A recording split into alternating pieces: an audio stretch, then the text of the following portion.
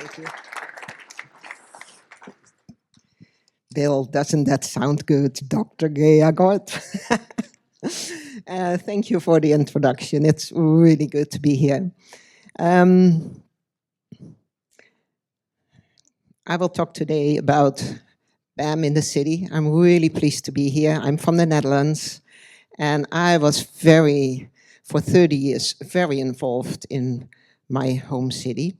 Is there a way I can, yeah, this works, right?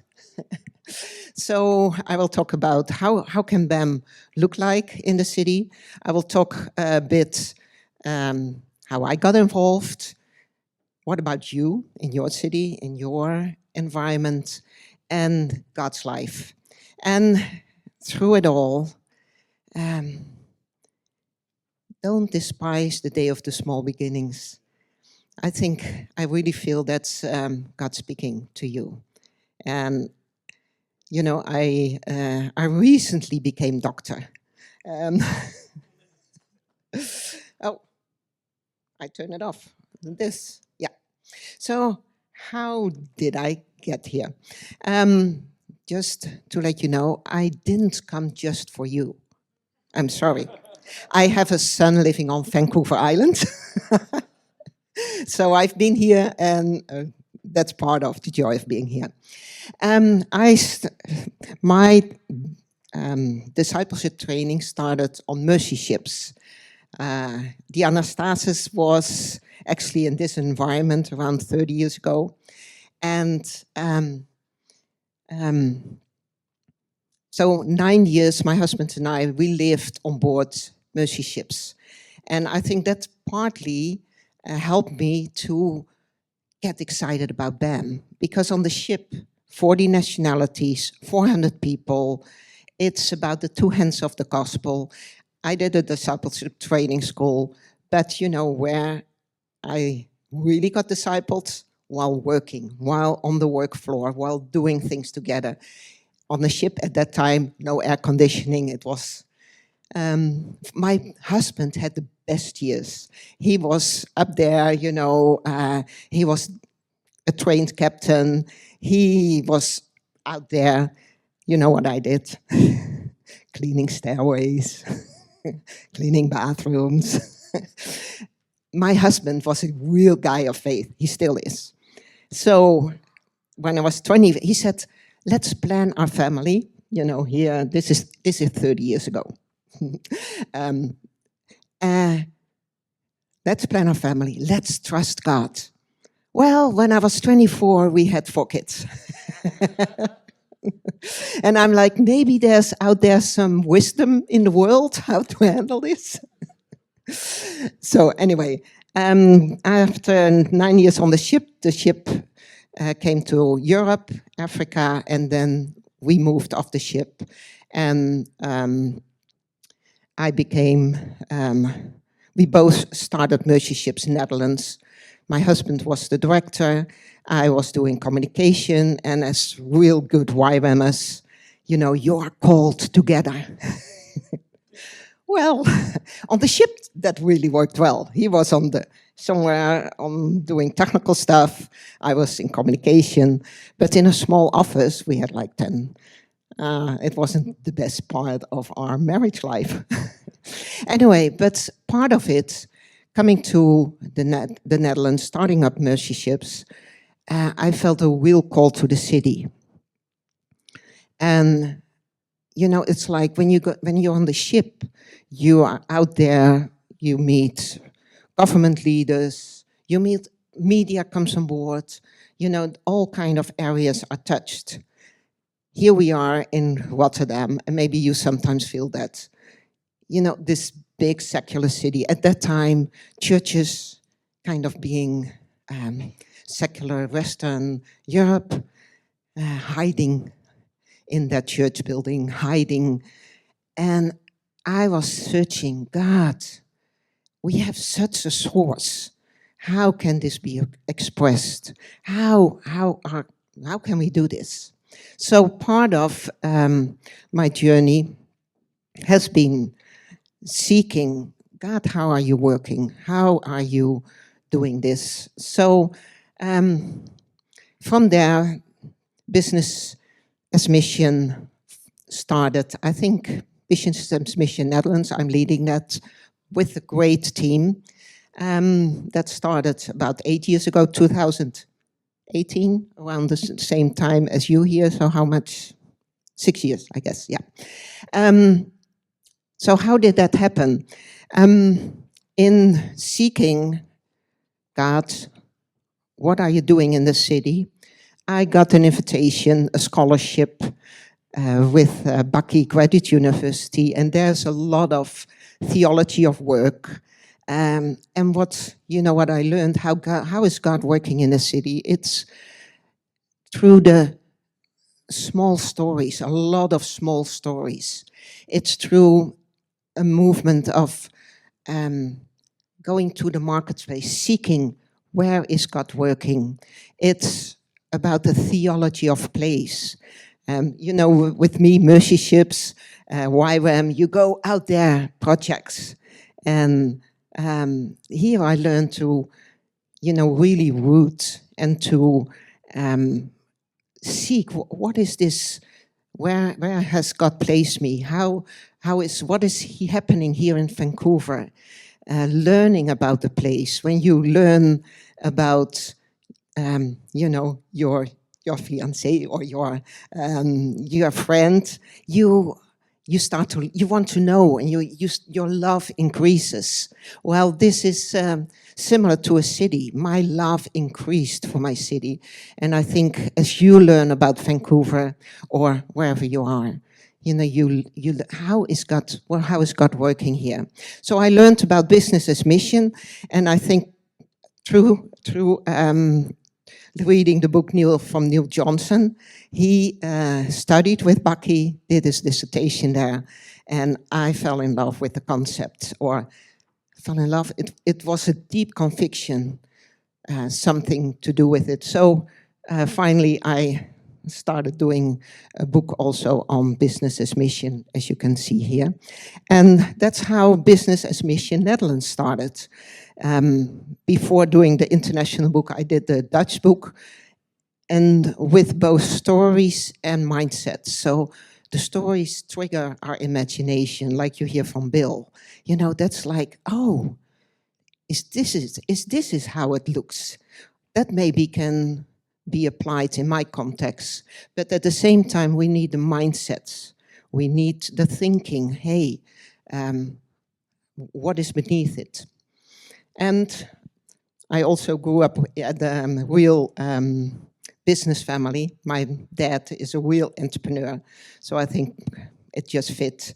And also in Rotterdam, I was involved with church leaders, initiating prayer, led a prayer movement for 7 years.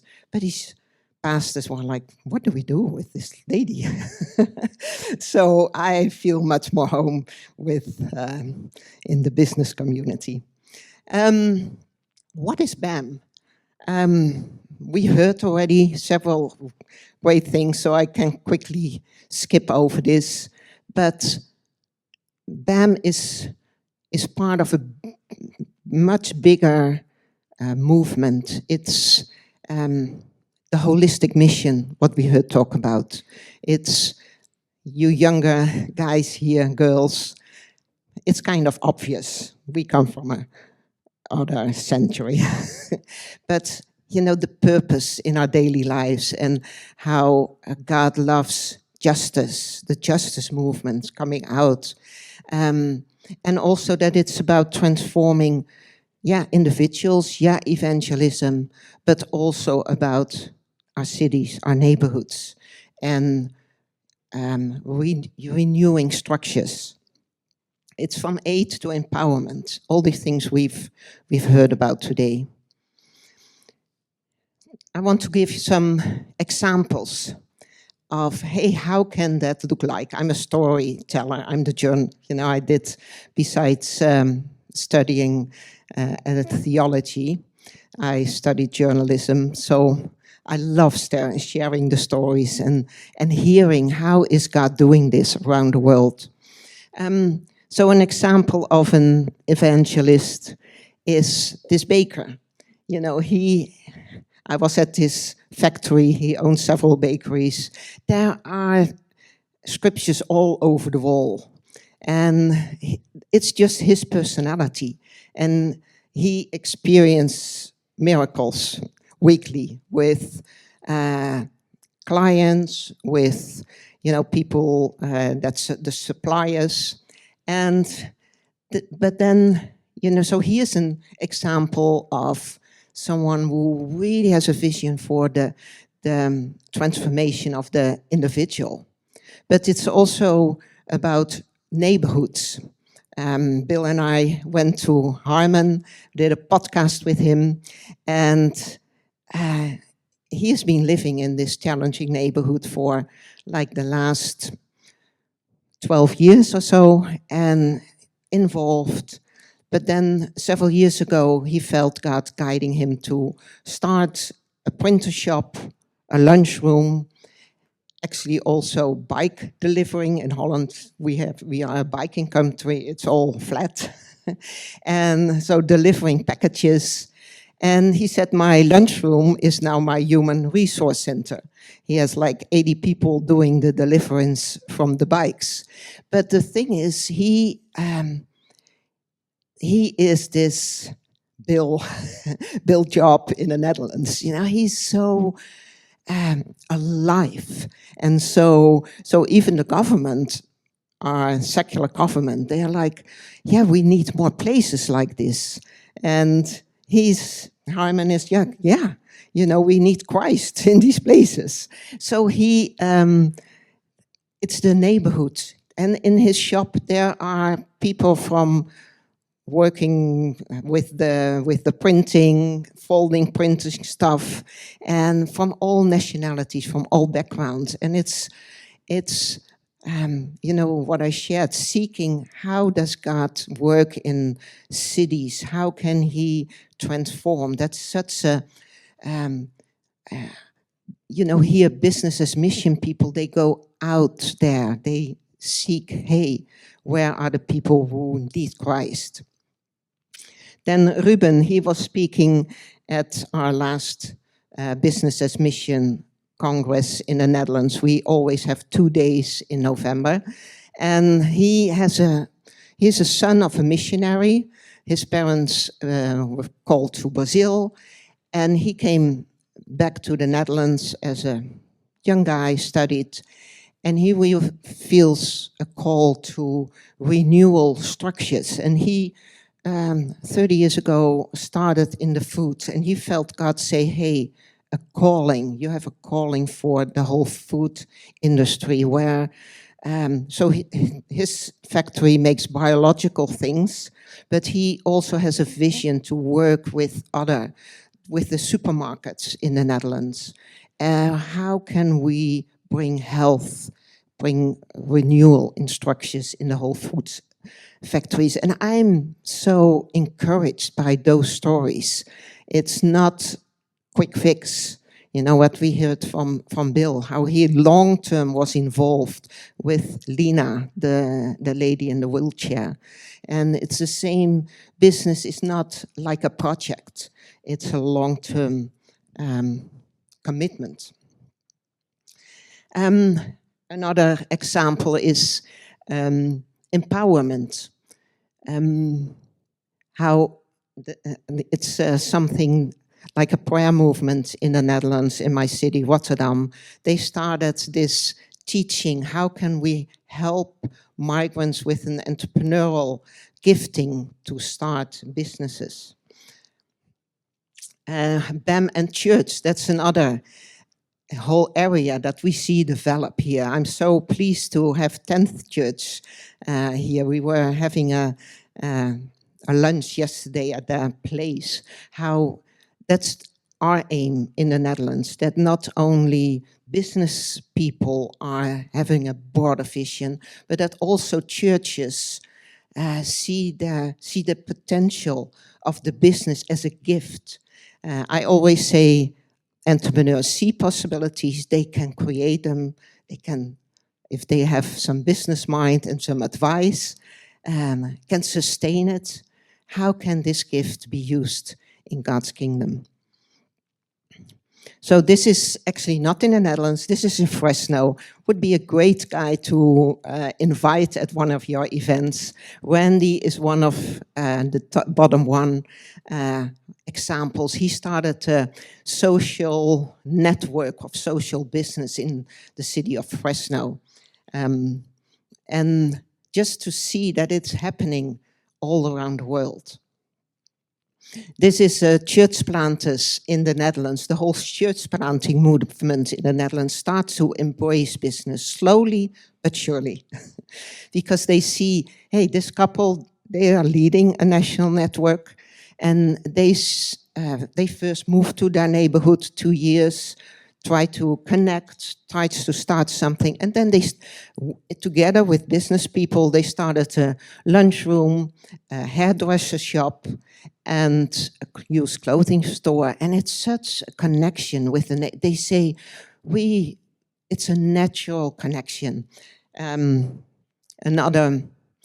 This is a community center in Berlin, just to show that it's not only the challenging neighborhoods. This is a high up kind of, expert neighborhood. But he's actually from East Germany, architect who had this vision and built a big building. And again, seeking what is this neighborhood like. So it's happening everywhere. We had him as one of the speakers. Samuel Wells, one of those real kind of, English high up guys who wrote 40 books, but is also a business person. And he, in his church, Trafalgar Square, they have events with classical music, with a huge lunchroom, and working, where he wrote a book about the future that's bigger than the past, where he says, okay, it's about compassion, it's about culture, it's about community, but it's also about commerce. And if we can connect those, then there's so much more life. So we have a lot of church buildings in Europe. We can use some of those examples. So it's a growing global movement now, people seeking God's kingdom in a tangible way, going down the ladder next to the people in the mud often, and so expressed in such diverse ways. It's depending what we heard today, depending on the context, depending on the products you have, but also depending on your personality. So that's what I see. I see a movement of kingdom businesses in Vancouver, in the Netherlands, beyond the Netherlands. BAM started out there in China, far away, and we also encourage that, and we are also in the Netherlands involved in cities abroad, but it's so much more. Don't despise the day of the small beginnings. So if you have a dream, I was involved with the small beginnings of Mercy Ships, and it became huge. I was involved in the small beginnings of BAM in the Netherlands, and it's growing. So I always say, that it's the business people who see opportunities. They are kind of like a Peter stepping out of the boat. We go for it, stepping on the water. And I think that's so much needed in the body of Christ today. And it's the eyes of the Lord, who go through the whole earth to strongly support those who love him. And Bill has so many testimonies, but all of us, we have those testimonies of God's faithfulness. So you and BAM, it's sometimes I write books about it. I talk about it. We have a podcast, but sometimes I felt a bit like, business people, they already have so much on their plate. You have to have this, all the worry. And, so I know of people, I've interviewed them, who are indeed, carrying a heavy load. And it's like, okay, are we now with BAM giving you another backpack of heavy loads, more things to do, getting more, yeah. And often it's people who, desire to do good, desire to follow God, feel responsible and socially engaged. So I, I really believe that God is wanting to be with us. But how do we do that? So 1.5 years ago, Bill spoke at our Congress in the Netherlands. And since I'm a journalist, I like to, what is God doing and how can we bring this further? I asked Bill to stay a few days longer, and I'm happy he did, because I wasn't the best host. He had to wait at the train station. He was actually also my second choice. You can't believe it, but he was. We had someone else come to speak, but that person had a physical issue, and he said, well, I have this friend, Bill Job, and I'm like, yeah, I've kind of heard of him, he's kind of famous. But it's like an American working in China. How far away from my European context do you want to have it? But he spoke. We gave him actually a good hour. And, the Dutch are kind of critical. They're kind of like down to earth, but Bill just captured, and it rose my curiosity. Okay, who is he just this real optimistic American? What's behind the thinking? What is really, what's behind these stories? What are his mindsets? So I was actually thinking maybe, we were talking about Bill was feeling also a calling or assignments, as he calls it, to further to more spread the things he learned.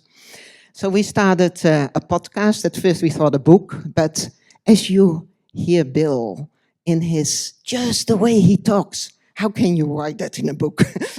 I'm pretty good in writing, but so we do a podcast. It's since July. It's every 2 weeks, and it's really good podcast, and mainly because he's my co-host.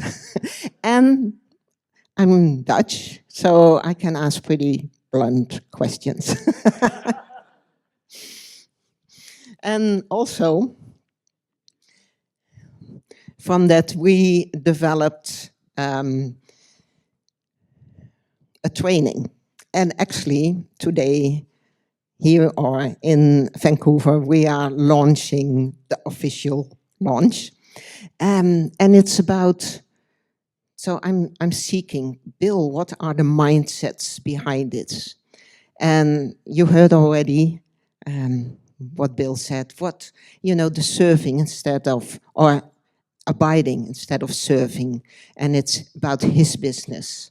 It's about be childlike and playful, and to see challenges. And Bill quite had some challenges, and to see those as opportunities. So that's what we kind of do a little bit more than just half an hour, have him speak. So the whole training is about alignment How can we seamless align with the Lord in our daily work and unlock this? He talks about receiving 50 downloads. How does that work? It really raises my curiosity. So Bill is like my big research project. And he seems to kind of enjoy it. I don't know why. So today we have what we call a founding member launch. Now, I must admit, I'm really good at content making, but I need to learn how to market. But the thing is, it's such a deep, deep desire of mine to see God's life really happening on the work floor. It's the same like we can have great churches, we can have great products, we can have great, ethics, but the life, how does God's life flourish? So when you are just kind of like, hey, maybe this is for me, contact us. We will be around, but contact us if you say, hey, I really feel a call. And Bill and I, this is something we are learning too. How do we pass this on? So we will have 4 times online sessions. It's like a 2-month time.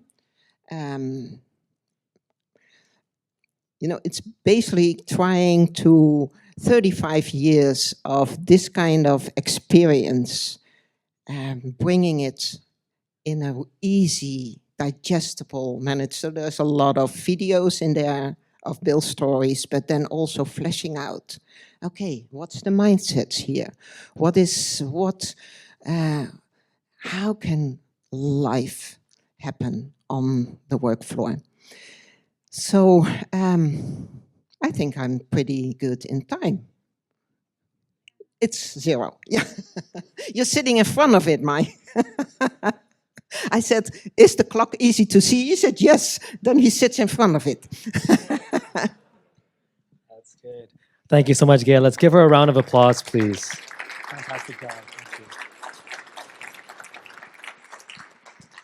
All right, so for the next 20 minutes, you have some time and some questions on the board to discuss amongst yourselves. And in 20 minutes, I'll bring you back for the Q&A.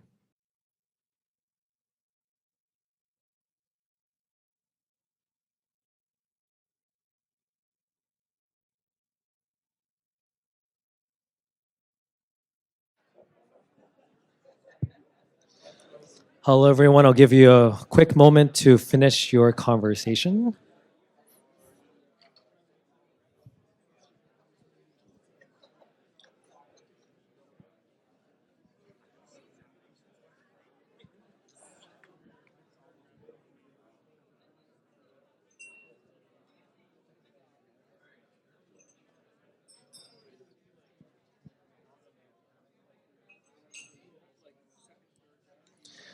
All right, can we please give a warm welcome back to the stage, Gea, please.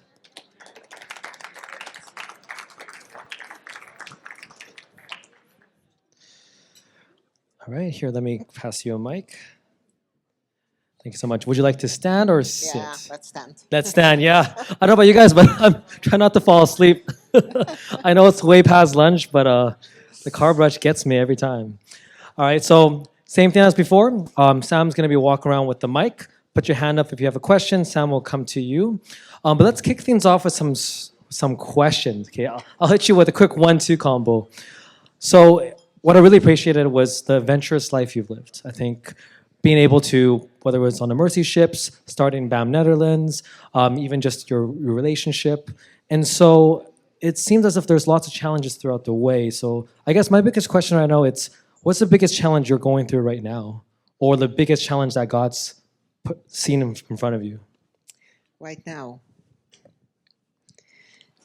well, a challenge to figure out this guy Bill Job. This is not a pitch segue, by the way. It wasn't planned. But it's actually joyful. Yes. It's joy-filled. You can't hang out with him without laughter. Well, I kind of feel, again, being at a time of small beginnings. You know, it's this training we're developing and just this real deep passion, you know, also as leading BAM Netherlands to how, you know, I assume like you know, that different many backgrounds, church backgrounds.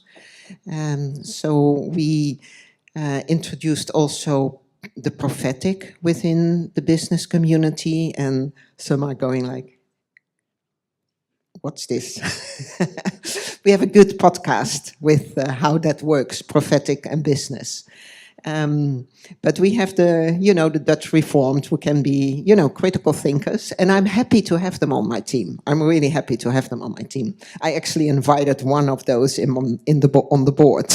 You know, it's not a natural connection, but he's the one who's asking like, what about the finances? Is that, are we doing okay? And so yeah, I think maybe a challenge, but a more deep heart desire to see life, you know, to see God's life. And yeah.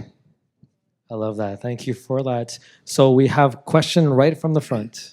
Hi, can you elaborate a bit more on the online teaching that you're offering for sale? Like the length of time it is, the content, and what you achieve by that type of training? Yeah, so it's I developed it in mind with the business person who is not the typical thick book reader. So to do it short, to the point, clear, you know, clarity, that's, I hope, you have to. And so it's about 2 hours a week in a period of, it's about 7 chapters. You know, when you go online, you see the outline of about 7 chapters. And then, you know, these 7 themes. It's basically a lot what Bill talked about, you know, these mindsets. But yeah, we are triggered now by it. And it's, you know, it's witness, you know, it touches our heart. Yeah, that's what we want. But then I'm questioning, how does it look like? What? So some text, videos, short videos of about 10 of Bill telling stories, but then, hey, what's behind this? What is the mindsets? And how does it, how can we apply it? And reflection exercises. So it's a period of 2 months, maybe 1 or 2 hours a week, and then we'll do 4 times question and answer online. It's all online. Mm-hmm. Yeah, thank you for the question. Thank you for the answer. So once again, I think there's a QR code on the brochure in front of you, so you can snap a picture and check it out. And also the podcast, I'm now really curious of listening to it, so you got to check it out. We got a next question over here. Okay, this question came up twice to me. So Bill, it came up in the middle of your talk, and then Gea, you mentioned it again. So Bill, for you, it was a furnace that you designed overnight with the Lord. And I'm into design and building stuff, so I want to hear how that works, the nuts and bolts of it. Gea, you said it the second time, to unlock the ability to receive divine solutions. So Yeah. I'd like to put some wheels on that wagon and see how it runs along. Like, how did that, in one sentence, it's easy, but how does it actually work out? Yeah, that is, that's my big research. And, and so what is behind this? It sounds so easy, and it is like Bill says, easy, but it's like stepping over this deep, the depth of giving everything to the Lord. But Bill, maybe you are good in answering this question. I'm bringing you a mic. Sorry. All right. You got time after this is over? We can hang down at the bar and grab a wine or something. We can talk. One of my heroes is George Washington Carver. How many know about George Washington Carver? Yeah. How many products did he design from the peanut plant? Anybody know? Yeah, I heard 312, but something like that. Yeah, it's just amazing. From the almond plant, over 100, and they weren't like edible stuff. It was like house paint and perfume and stuff. And when he was asked in the U.S. Congress, how do you get these ideas? He said, I just go for a walk, and I basically listen. I ask and I listen. His first question was, Lord, will you teach me the secrets of the universe? And God says, no. He said, you wouldn't handle it. And he goes, okay. Well, what about the peanut? And he goes, yeah, we can do the peanut. Yeah. So the tragedy of his story, my understanding, is he never had the team around him to commercialize stuff. And so it didn't actually benefit the people that he wanted to benefit. He was born a slave and was, I think, freed at maybe age of 15 or so. So, but I love his example. And I'm good friends with the curator of his museum. And we were talking about the value that he brings. And I suggested it actually was the value of listening to God. And she'd never really thought about that. And so my experience is a little bit similar. I think it's, if I can express it this way, in the Christian journey, we sort of pick a bus, and we get on that bus, and we journey on that bus through the whole thing. I got on the wrong bus initially, right? And no matter how long you ride it, you're never going to get these kinds of results. You got to get off that bus and get on another bus. And it's the bus of simplicity, childlikeness, in some ways playfulness. You have to get out there. You have to take a risk, but it's not an intellectual experience. We're basically knowledge-based in the West, and the kingdom is not. And so we need to get on the other bus that's not knowledge-based to begin to make some progress. And so when I say it's really easy, it actually is my experience that it's easy. But you got to sort of be prepared for that, or you sort of need to know how to look for it. But if you need a design, it's almost as simple as, okay, let's get the identity squared away. Is it my design, or do you need the design, Lord? If you need the design, I want to put the pressure on you. So you need to come up with a design. I'm happy to receive it. But then you learn to interpret the impressions you get. And you do need a fair amount of courage. On several occasions, he said, if I give you the design, will you build it? I get to use your money, right? Yeah, it's my yeah. That helps, you know. And so in the course, what we want to do really is figure out how do we unfold some of these concepts. A good friend of mine was asked one time, well, what do you think of Bill's speaking? And he said, oh, everybody loves his stories, but nobody knows what to do afterward. And I think that's not helpful. We just frustrate people. And so instead of saying, I'm unusual, we want to say, no, I'm actually normal. And it's easy to become normal in the kingdom. It's not, and I promise you, I'm not the most spiritual guy in the room. It isn't about being spiritual the way we define it. That's something else. I probably am more relational with God than most people. I probably like God more than most people. And we're really good friends. But we've gone through many, many, many experiences together. And so it becomes a bit like, they say, second nature to interact with him. Is that helpful at all? Okay. Yeah, and okay, sometimes it's coming down. Often, other times, I learned Bill is talking about breadcrumbs. It's like finding breadcrumbs along the way. And I know he's now in the middle of a 3-year journey with a business. What isn't, but he's, I talked with Bill a few months ago, and I'm like, how are you doing? Oh, I such a great evening. So Bill took took an air mattress, went to actually the place of the building, stayed there 3 nights, and having worship in the building. And so these kind of stories, it triggers me and it makes me hungry. And yeah, that's our desire, that this becomes normal. And it's really encouraging, we sat at the table, we heard Sam, and he's like, yeah, I think, and that's what Bill often said, I think we receive much more than we think. And to acknowledge that more, and to walk on that more, and to step out in that more. So that's our desire.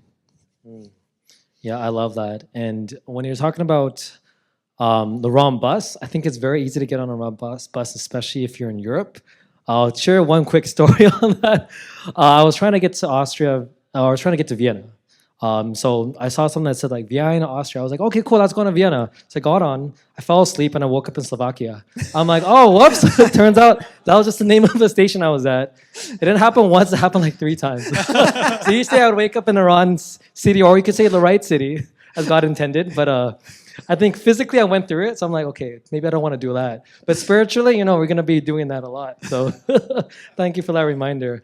And thanks, George, for the question. So George also runs a BAM enterprise. So Gea, maybe that's somebody you could also research. I think there's a lot of research participants here you could use. So we have a next question. Any burning questions? Raise your hand. Feel free to raise your hand. Oh, we have one in the front. Hi, Gea. I just have a question about the mindset shift. So you mentioned you started the journey with your husband and your children. So how did you find that in that journey with your spouse as part of this business's mission, and also for your children, the impacts on that for your family? Well, talking about challenging times, we had for I think the first 30 years, I was the wife of, my husband was the director. He was Mr. Mercyships. He was speaking everywhere, and I was the wonderful mother. I think I was pretty good. My kids are great, with these wonderful kids, and fitting into people's mindsets. The Christian mindset, it was the perfect family. Oh, you're doing this wonderful work, you're walking by faith, but I felt more and more like I was in this cage. Not in the beginning. I knew on Mercyships this was part of, it was not easy. The scripture I was in my mind most of the time was James 1, be happy cleaning the stairways, be happy not having money, be happy. God teaches you through it. And he did build character. But then, coming in the Netherlands and doing this office together with my husband, we felt both, hey, it's time you move out. So in our minds, both of us agreed, and we felt peace about it, both of us. But emotionally, it was really tough, because I felt like I'm deserting you, and he felt like you're not supporting me. So, but yeah, it was the mindset I needed to come out of. Also the mindset of my parents. My dad would fit in. They were nominal Christians, not at that time. But my dad fitted in the kind of evangelical mindset of the guy leading. And my mom loved it. I looked like my dad. So what do you do in your marriage? So, it was quite a mindset shift for me to... I remember times, darkness, Satan, our enemy, hates it when we get out of the shadows. He wants us to, you can be a female, you can be a male, You can be, from another country. There are always reasons that you feel you should be staying in the corner. And so talking about mindset shifts, to go against the stream, because a lot of these are in our heads. I should, or it doesn't feel right, or you should go there, but now we are a few years down the road, and my husband is the husband of the author, and we are 45 years married and doing really well. And I learned that my husband doesn't fill all my needs. Surprise, it's another mindset surprise. shift. But to hold on to each other, and to marriage is so much more than filling each other's needs. It's about the history you have together. It's about, it's about you are there together, and I really enjoy him. When you grieve over the things that's not there, then you start to enjoy. Hey, there's some good stuff. I mean, our garden is always nice and clean. My car is always fixed. Yes, I love that. Long answer. No, it's great. Thank you for your candid sharing and to be so vulnerable. And Annie, thanks for the question. I think Bernie has the next question. Yeah, so we've heard a lot of stories about different entrepreneurs, people doing business as mission, and you shared 3 stories of that. I'm just curious if you have any thoughts on this happening in a church setting. Our leadership of our church we've been exploring this topic of creating expressions of our church in our community and what that looks like. And I'm just curious, often it's, like I said, individuals starting something, but have you seen it the other way, where it's actually a group of people creating an environment for this to happen, where as a church you create business as a mission? I see little promising plants in actually last year we had at our Congress a workshop with someone demystifying entrepreneurship. And it's like, indeed, we often think, and it's true, we need those entrepreneurs, those apostolic gifted people to step out and see possibilities. But this gentleman, he has an advisory business, and he's like, there are so many people who would like to, but they need more structure. And so he's working together with the mainline, with some in the mainline Protestant church in the Netherlands to see that, because that's exactly, it's different culture. Business people want, the entrepreneurs, let's get this moving. But a church doesn't work that way. We don't need another meeting. No. So I really feel that will be a next move we will be seeing. So it's wonderful to have you here. And thank you for this question. Thank you very much. Sam with the mic for the next question.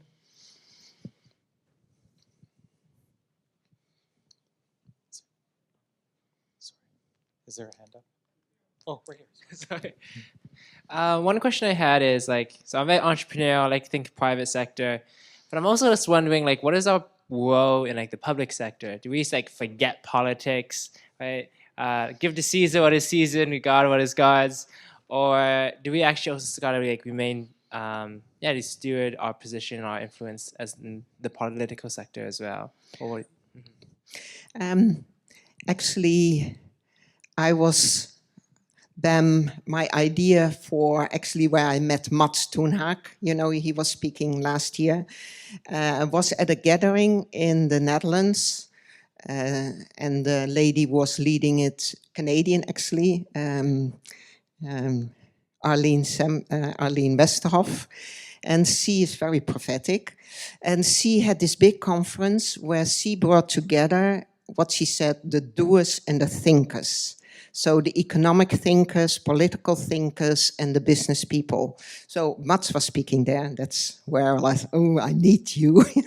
So I went to Stockholm. He was living there at that time, and, kind of charmed him into this book thing we wrote together. But this lady, Arlene Westerhoff, she moved to more into the political and the big, international businesses to see how can we change policy. So I know that also in that whole area, Christians are waking up to say, hey, what is God saying here? So that's just an example from my area in the world.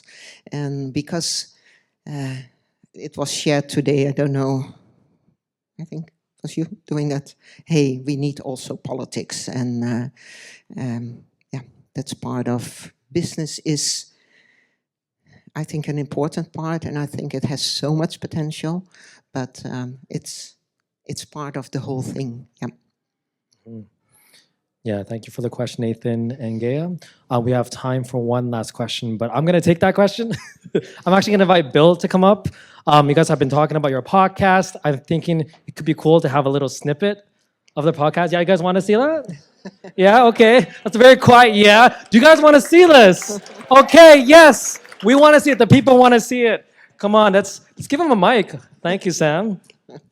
I just say I have a question, but I don't actually have a question. I just wanted you guys to both be on stage. So I guess maybe my question is for you guys. What's one question that you guys would love to answer or to a conversation you guys can have? I'm putting it on you guys now. You guys are the podcast experts. So you got 3 minutes. Well, let's dive deep. We did interview 4 Canadians, so that's a reason to listen. But I answer questions, you ask them. That's a great relationship. I'm just waiting now. So.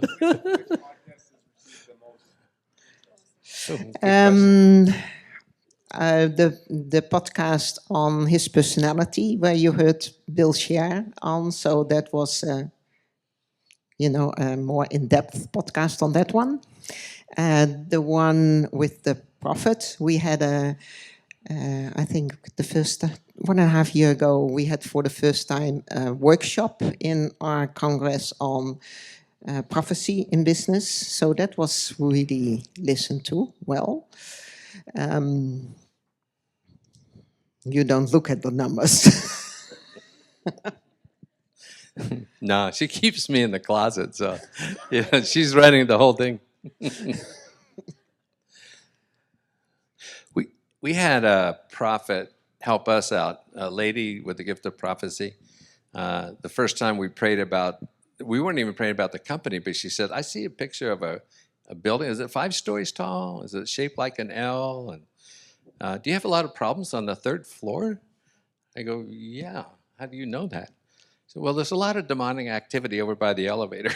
And I'm thinking, that feels right. But I had no category for that. So one of the things that's helpful to us is the ability to create categories of ideas that the Lord wants to teach us. I mentioned I've learned more in the last 5 years than the previous 45 or so. It's because I'm able to create new categories. The Lord one time gave me a picture of about 200 of the mailboxes, these old wooden mailboxes, and you put a letter and match the number up. And he says, this is the structure for your worldview or for your mindsets. And about 200 of them. Then 30% of them randomly disappeared. And he goes, this is you currently. I didn't even have the structure to understand the world I'm in. And I needed to grow the structure to be able to have the categories to process the ideas. And so I feel like that's fundamental for us to be able to grow in our understanding of the kingdom, is the Lord gives us a category that's a new idea to us. Instead of rejecting the idea, let's just create the box and don't process anything. Just you have a box to put the letters in when they arrive, but you don't reject it out of hand. Does that make sense? Well, spiritual warfare is one. having demons over by my elevator. I didn't have a category for that. Receiving ideas, pictures, designs, that kind of stuff. I didn't have a category for that before it started happening. The kingdom itself was kind of missing. I didn't have training in what that was about. I had to be willing to learn that. And so you'll see something in Scripture and you realize, well, here's an example. What's the most famous psalm in the world? 23. Is that a psalm of peace and tranquility, or is it a psalm of terror? Yes.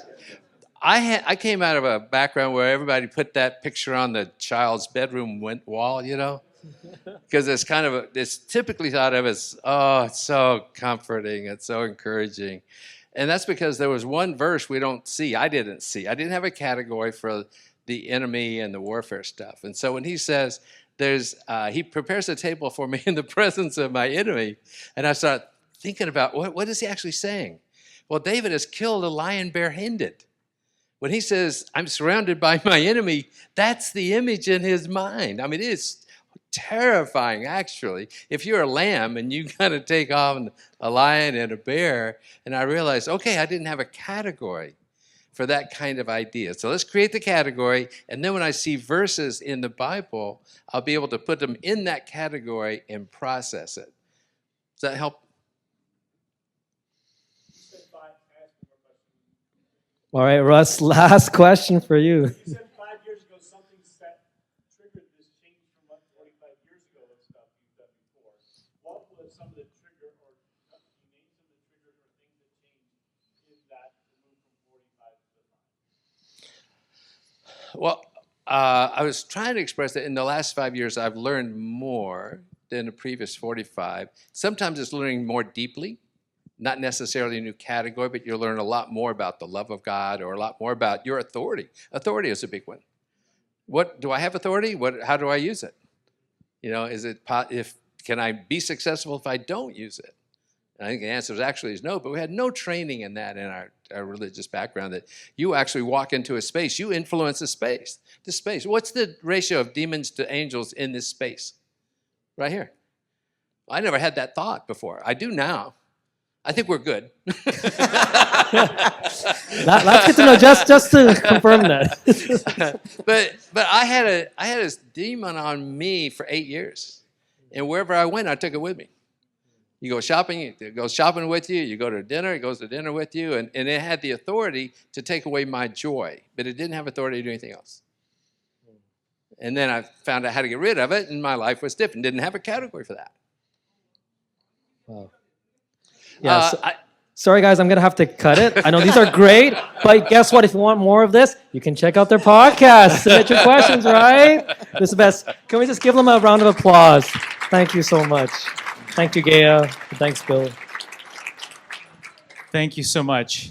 I think we all learned something really important during that last segment. I think we learned that Enoch is really bad with directions, and Natasha, you're gonna need some help when you guys get married. So it's time for break. Before we go for break, I just want to remind you guys that there's a table out there. Peruse the table. We're going to have a 20-minute break, and then we're going to come back to another giveaway before our final giveaway. So please come back in 20 minutes. 20 minutes. Thank you.